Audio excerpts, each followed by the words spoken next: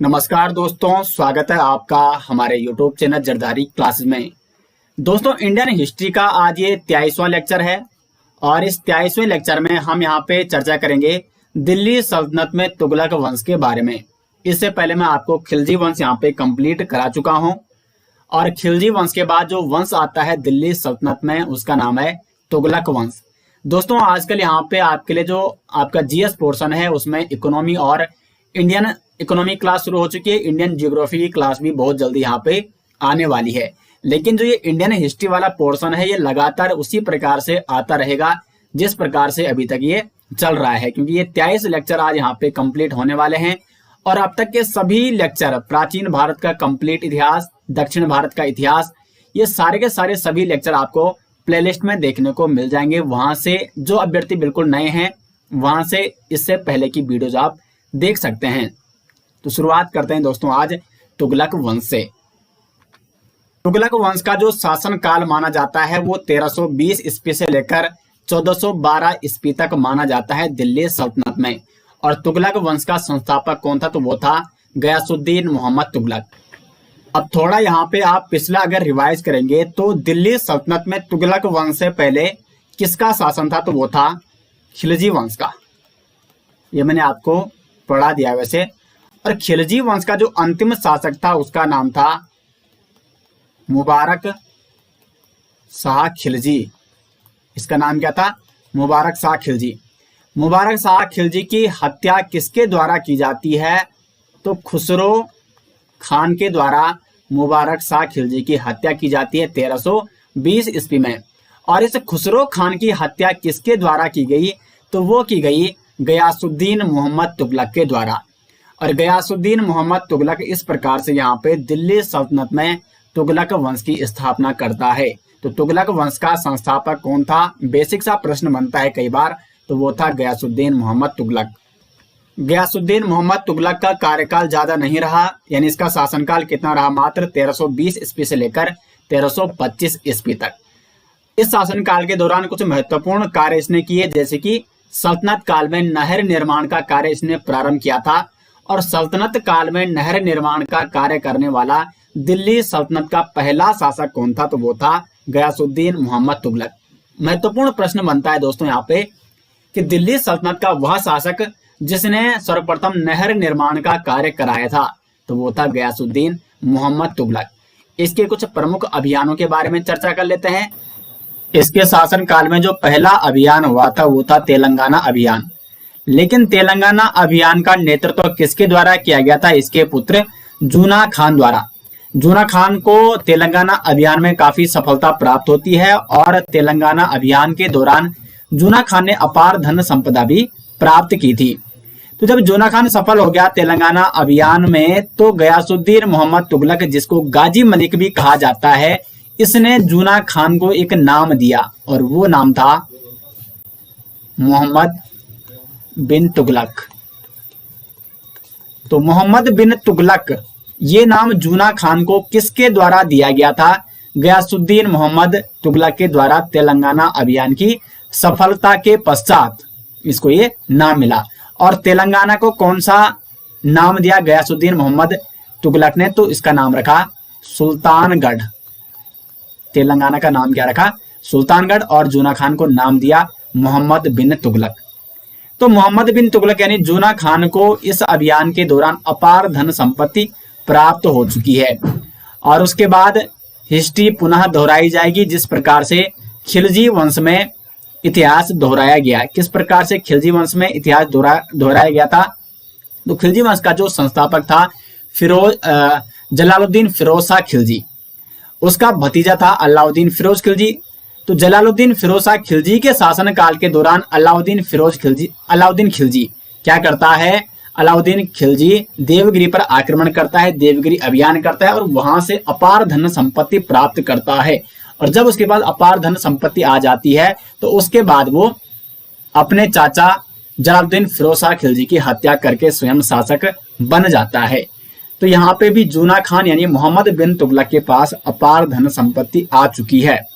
इसके बाद होता है बंगाल अभियान।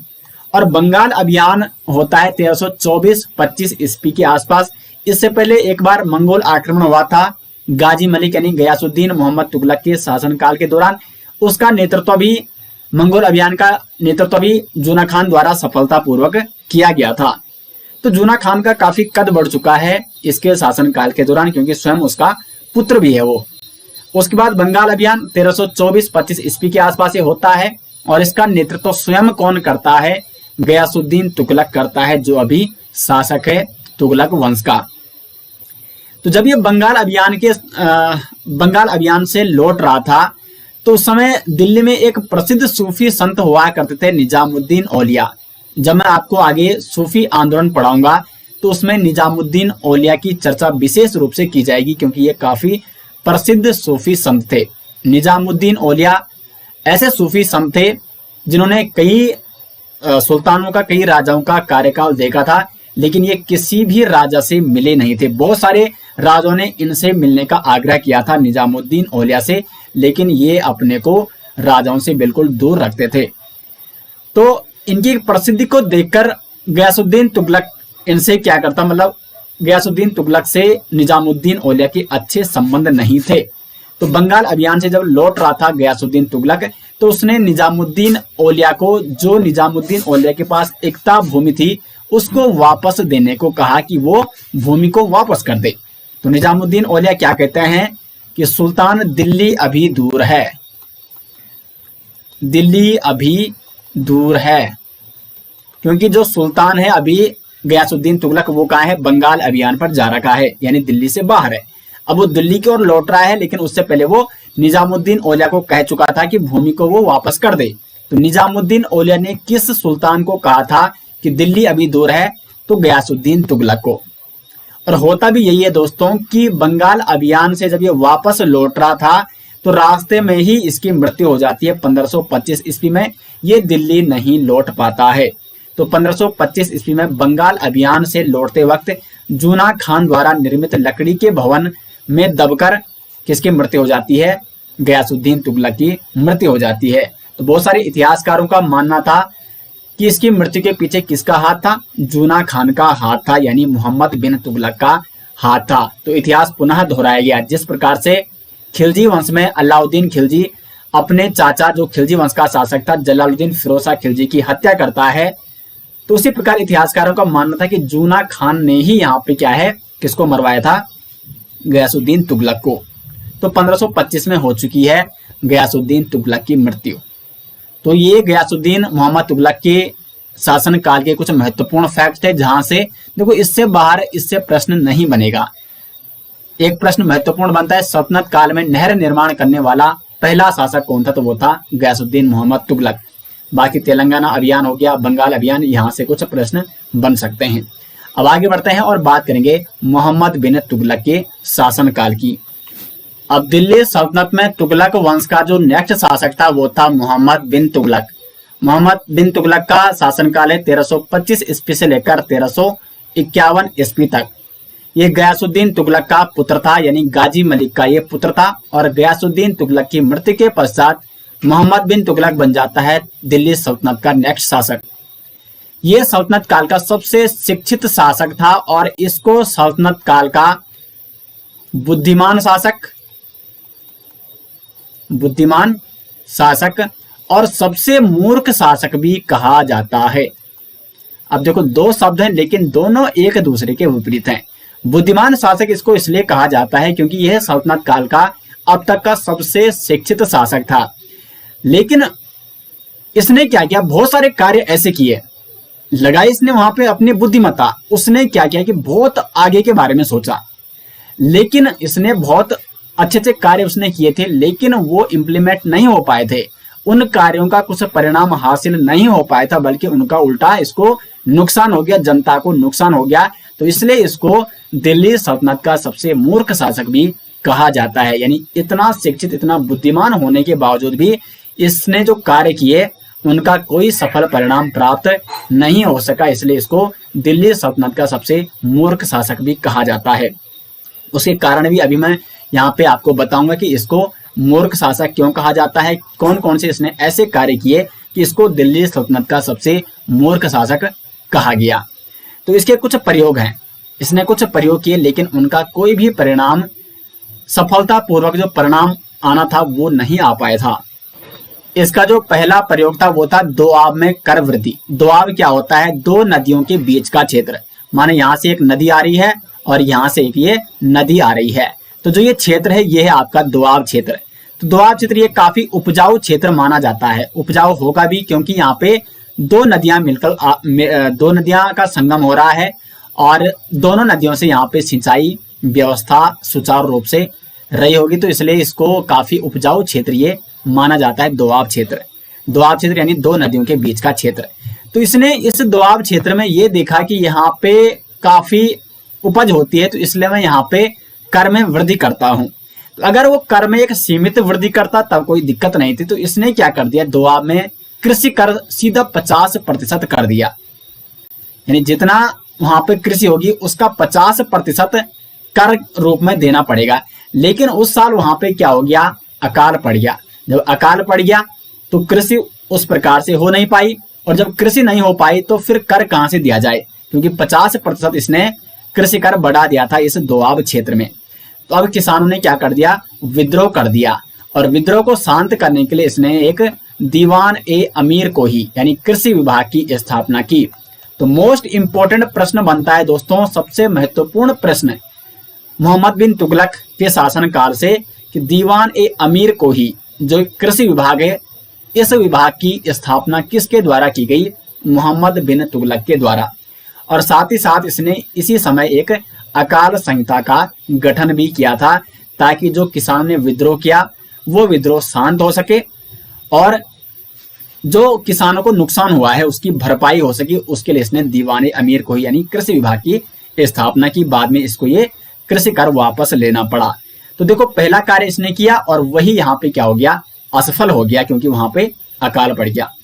दूसरा इसका जो प्रयोग था वो था राजधानी परिवर्तन। इसने राजधानी, देखो यहाँ पे दिल्ली है और दिल्ली से इसने राजधानी कहाँ ले गया, थोड़ा जूम कर लेते हैं, देवगिरी महाराष्ट्र में ले गए। देवगिरी महाराष्ट्र, महाराष्ट्र का है आपका दक्षिण में, देवगिरी का है बिल्कुल दक्षिण में, यहाँ पे लगभग ये है देवगिरी। दौलताबाद इसने इसका नाम रखा।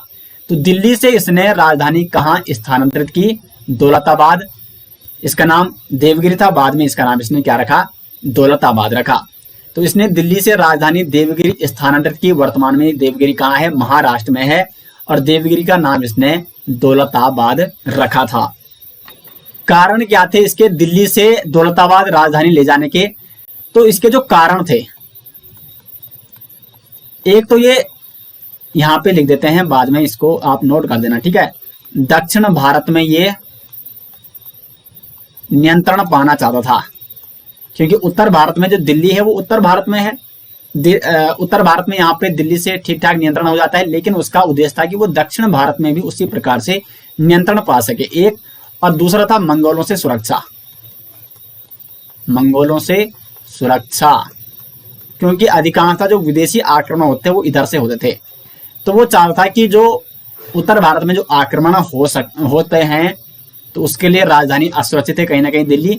तो उसने यहाँ पे दौलताबाद देवगिरी राजधानी स्थानांतरित कर दी, और देवगिरी का नाम इसने क्या रखा, दौलताबाद रखा। लेकिन इसका भी उसको गलत परिणाम देखने को मिला था, और पुनः इसने दिल्ली को राजधानी वापस ले गया, यानी दिल्ली दौलताबाद से पुनः इसने राजधानी कहाँ स्थानांतरित कर दी, दिल्ली स्थानांतरित कर दी। तीसरा जो इसका कार्य था वो था प्रतीक मुद्रा यानी सांकेतिक मुद्रा की इसने शुरुआत की थी। इसके शासन काल में क्या हुआ था कि वैश्विक स्तर पर चांदी की कमी हो गई थी, चांदी की कमी, क्योंकि अधिकांश जो सिक्के हुआ करते वो चांदी के हुआ करते। जब चांदी की कमी हुई तो इसने क्या किया, चांदी के मूल्य के ही तांबे के सिक्के जारी कर दिए। तो इसमें अलग अलग इतिहासकारों के अलग अलग राय हैं। बर्नी एक प्रसिद्ध इतिहासकार, उसके अनुसार इसने कौन से सिक्के जारी किए थे, तांबे के सिक्के। जबकि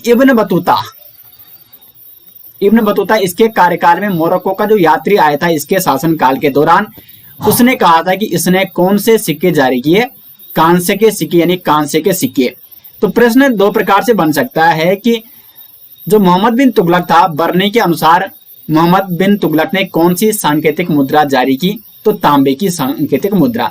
जबकि इब्न बतूता के अनुसार कांस्य के यानी कांस्य के सांकेतिक मुद्रा उसने जारी किए थे। इनका मूल्य क्या था? जो चांदी के सिक्कों का मूल्य था। लेकिन इसमें प्रॉब्लम क्या आ गई कि लोगों ने स्वयं ही नकली जाली सिक्के ढालने शुरू कर दिए और इतने ज्यादा सिक्के हो गए, क्योंकि जब अंत में इसने यह फैसला वापस लिया था तो जितने इसने तांबे के सिक्के जारी किए थे उससे ज्यादा सिक्के इसको वापस मिले, क्योंकि लोगों ने स्वयं ही नकली या जाली सिक्के क्या कर दिए थे? ढाल दिए थे। और जब इसने वापस ये फैसला लिया तो इसके दरबार में जितने इसने तांबे के सिक्के जारी किए थे उससे कई गुना ज्यादा सिक्के इसके दरबार में वापस आए। तो कहीं ना कहीं ये भी इसका एक असफल कार्य साबित हुआ। जारी तो उसने इसलिए किया था क्योंकि उस समय वैश्विक कमी हो गई थी चांदी की, विश्व में चांदी की कमी हो गई थी। तो कहीं ना कहीं इसका एक अच्छा प्रयास था, लेकिन इस प्रयास को वो सही रूप से इम्प्लीमेंट नहीं कर पाया था, उसको सही रूप से उसको नियंत्रण नहीं कर पाया था। तो इसको काफी नुकसान झेलना पड़ा और अंत में ये फैसला भी इसको वापस लेना पड़ा था।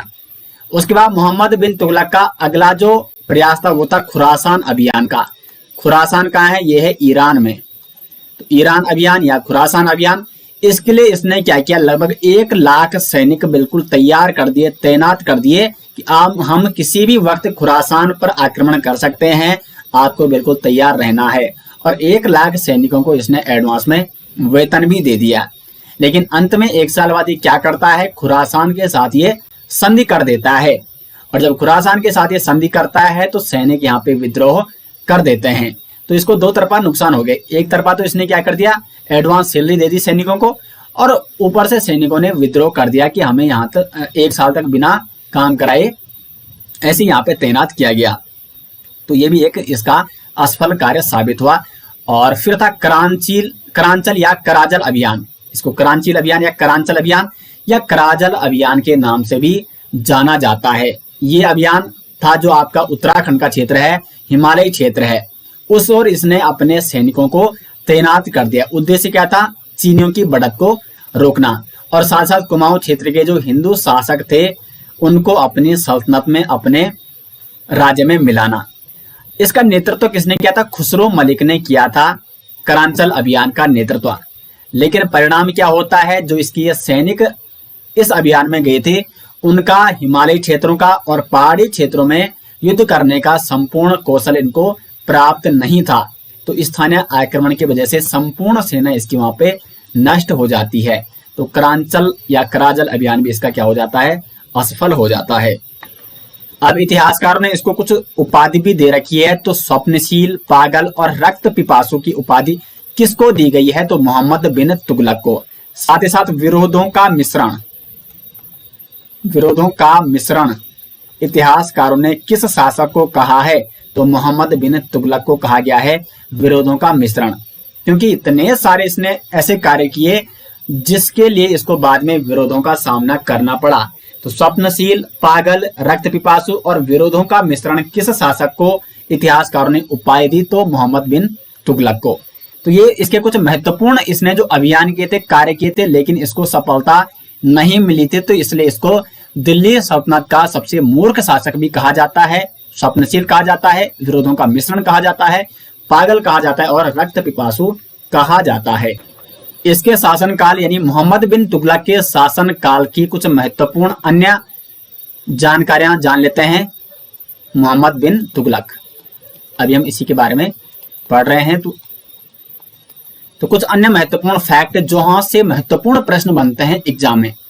एक तो इसके शासनकाल में उत्तरी अफ्रीका यानी मोरक्को का यात्री इब्न बतूता आया था 1333 ईस्वी में भारत। मोस्ट इंपोर्टेंट प्रश्न बनता है कि इब्न बतूता किसके शासनकाल के दौरान भारत आया था? तो मोहम्मद बिन तुगलक उस समय शासक था दिल्ली सल्तनत का।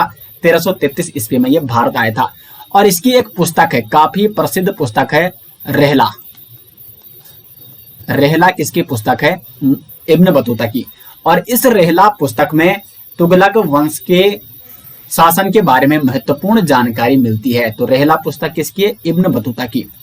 और इसी इब्न बतूता को 1342 ईस्वी में मोहम्मद बिन तुगलक ने इब्न बतूता को अपने राजदूत के रूप में कहाँ भेजा था? चीन भेजा था। ठीक है, यहाँ पे मिस्टेक हो गया, टाइपिंग मिस्टेक, ये चीन आप कर सकते हैं इसको। तो इसने अपने राजदूत इब्न बतूता को अपने राजदूत बनाकर इसने कहां भेजा था? 1342 ईस्वी में इसको चीन भेजा था। साथ ही इसने उलेमा का वर्चस्व खत्म किया था और इसके शासनकाल में दक्षिण में दो नए राज्यों का उदय हुआ था। एक था विजयनगर साम्राज्य। हरिहर और बुक्का नामक दो भाइयों ने 1336 ईस्वी में एक स्वतंत्र राज्य की स्थापना की थी दक्षिण में, विजयनगर साम्राज्य। और उसके कुछ साल बाद 1347 ईस्वी में दक्षिण भारत में एक नए साम्राज्य बहमनी साम्राज्य की स्थापना की गई अलाउद्दीन बहमन शाह के द्वारा। तो विजयनगर साम्राज्य और बहमनी साम्राज्य ये काफी महत्वपूर्ण है आपके सिलेबस के अकॉर्डिंग। इनके बारे में हम डिटेल्स में अलग से चर्चा करेंगे। उसके बाद मोहम्मद बिन तुगलक की मृत्यु हो जाती है 1351 ईस्वी में। और जब इसकी मृत्यु होती है तो प्रसिद्ध इतिहासकार बदायूनी लिखते हैं, सुल्तान को अपनी प्रजा से व प्रजा को अपने सुल्तान से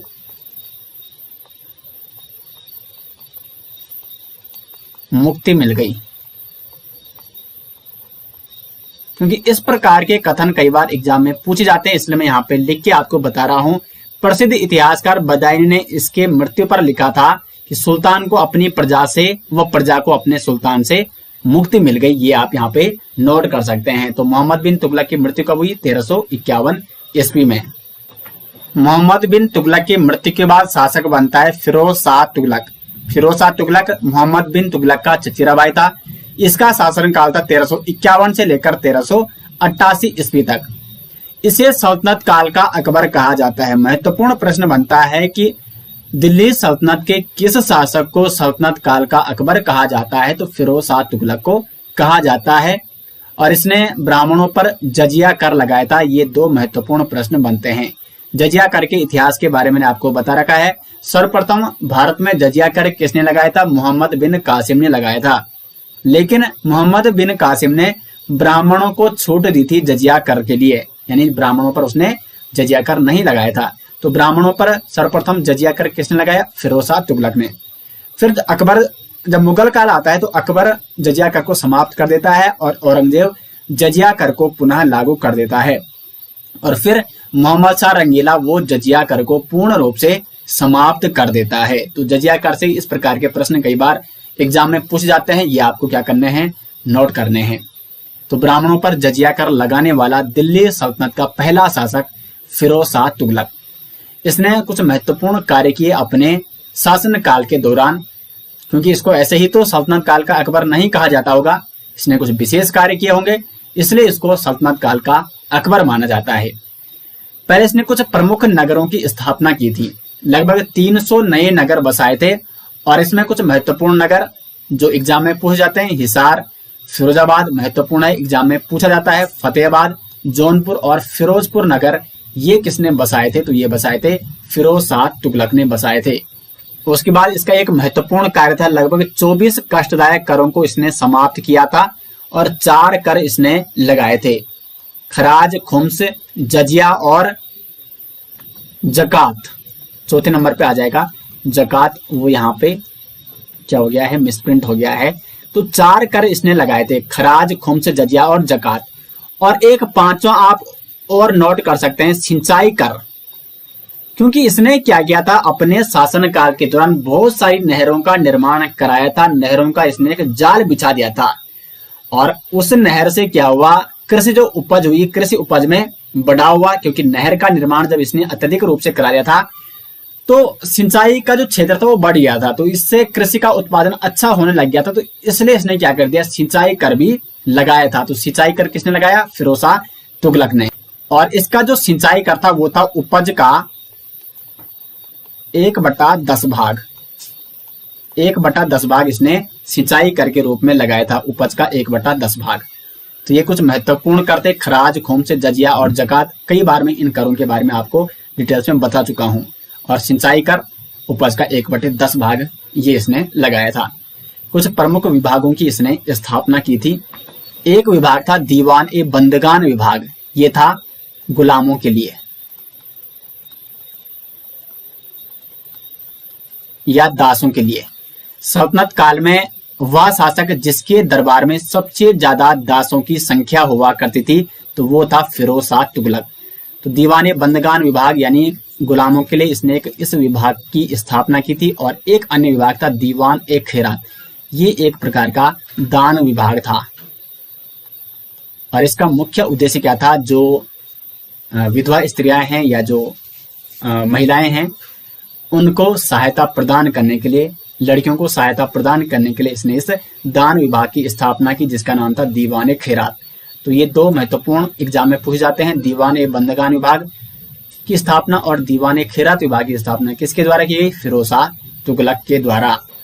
उसके बाद इसके शासनकाल के कुछ अन्य महत्वपूर्ण कार्यों के बारे में चर्चा करते हैं। तो देखो, सल्तनत कालीन शासकों के काल में सर्वाधिक दासों की संख्या किसके शासन काल में थी, तो वो थी फिरोज शाह तुगलक के शासन काल में। इसलिए इसने दासों के लिए एक अलग विभाग की स्थापना की थी, गुलामों के लिए या दासों के लिए दीवाने बंदगान विभाग। इसने एक हुक्म जारी किया था कि किसी अमीर की मृत्यु हो तो इक्ता सहित उसका स्थान उत्तराधिकारी में उसके पुत्र को दिया जाएगा। अमीर कौन होते, जो इनके दरबार में कोई विशेष कर्मचारी, मतलब जो उच्च स्तर के कर्मचारी हुआ करते, उनको अमीर कहा जाता था।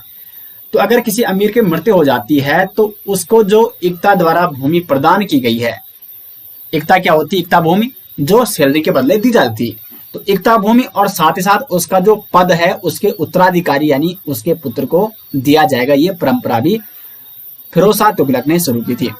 इसका इसने दारू उल सफा अस्पताल बनाया था गरीबों के लिए, नहरों का इसने जाल बिछाया था और नहरों का जाल बिछाने के पश्चात सिंचाई कर इसने जारी किया था और उपज का 1/10 भाग इसने सिंचाई कर के रूप में लिया था। इसके शासनकाल में अशोक के जो मेरठ व हरियाणा के टोपरा में जो अभिलेख थे वो दिल्ली लाए गए।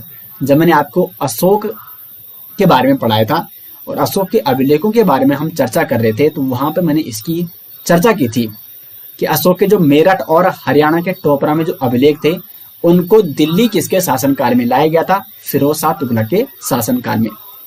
फिरोज शाह ने नए सिक्के जारी किए जिनका नाम था अधा और बिख सिक्के जारी किए फिरोज शाह तुगलक ने।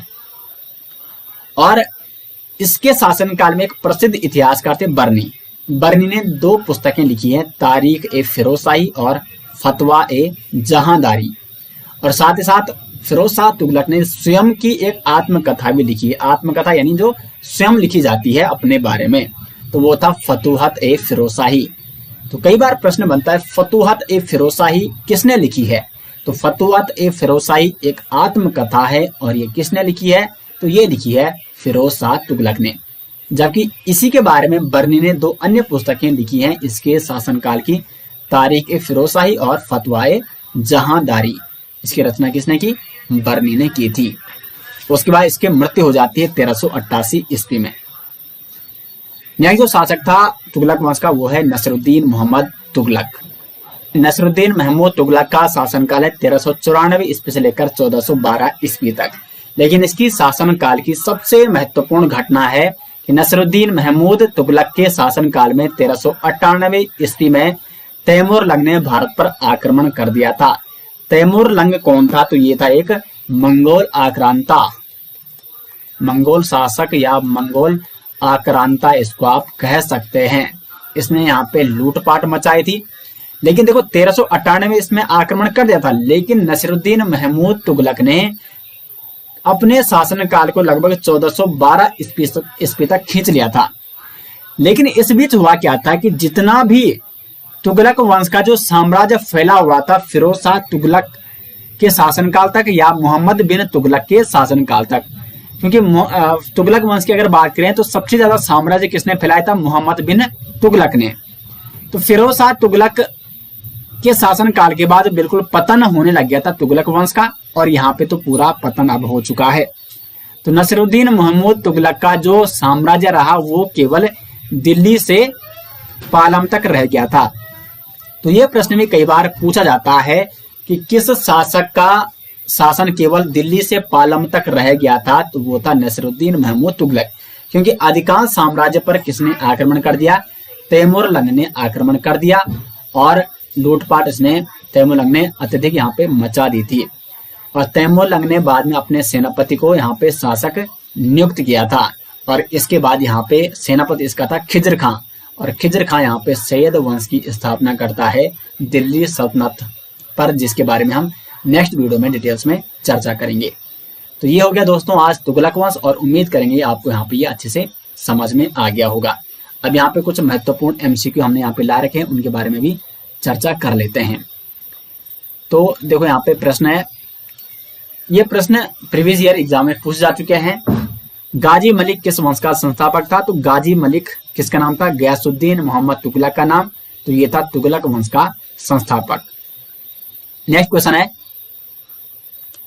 दिल्ली सल्तनत का सर्वाधिक विद्वान शासक जो खगोल शास्त्र, गणित एवं आयुर्विज्ञान सहित अनेक विद्याओं में माहिर था, तो वो था मोहम्मद बिन तुगलक, जिसको दिल्ली सल्तनत का सबसे महान और विद्वान शासक माना जाता है। महान नहीं, विद्वान शासक, बुद्धिमान शासक, लेकिन सबसे मूर्ख शासक भी इसी को माना जाता है।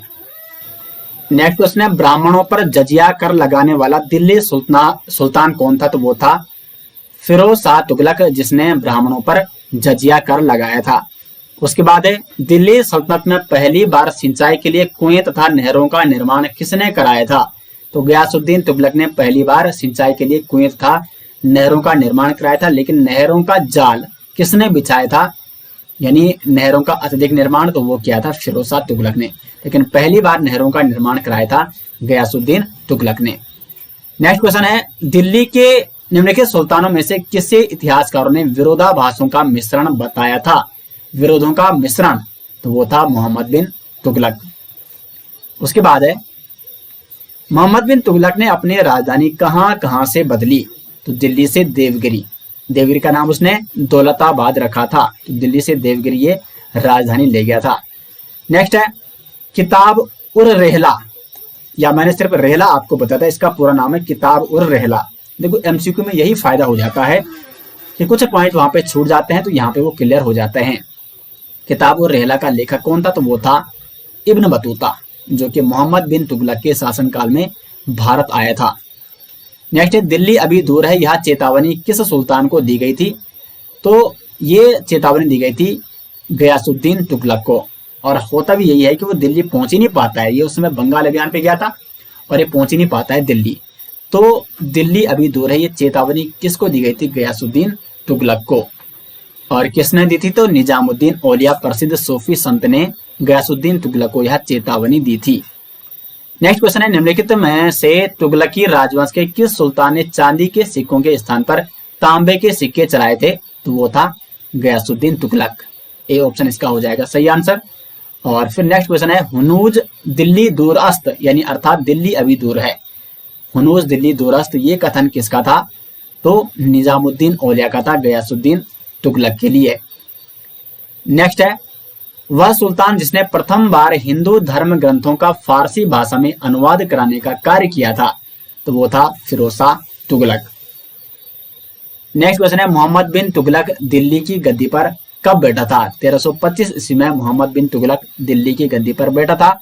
फतुहात ए फिरोजशाही किसने लिखी है? तो ये लिखी है स्वयं फिरोज शाह तुगलक ने, क्योंकि फतुहात ए फिरोजशाही क्या है? एक आत्मकथा है, और ये आत्मकथा किसकी है? फिरोज शाह तुगलक की है। तो ये कुछ महत्वपूर्ण प्रश्न थे, एमसीक्यू प्रश्न तुगलक वंश से, जो कि कई बार एग्जाम में पूछे जा चुके हैं। उम्मीद करते हैं कि आपको तुगलक वंश यहाँ पे अच्छे से समझ में आ गया होगा। वीडियो आपको कैसे लगी कमेंट बॉक्स में जरूर बताएं। मिलते हैं दोस्तों नेक्स्ट लेक्चर के साथ, तब तक के लिए धन्यवाद।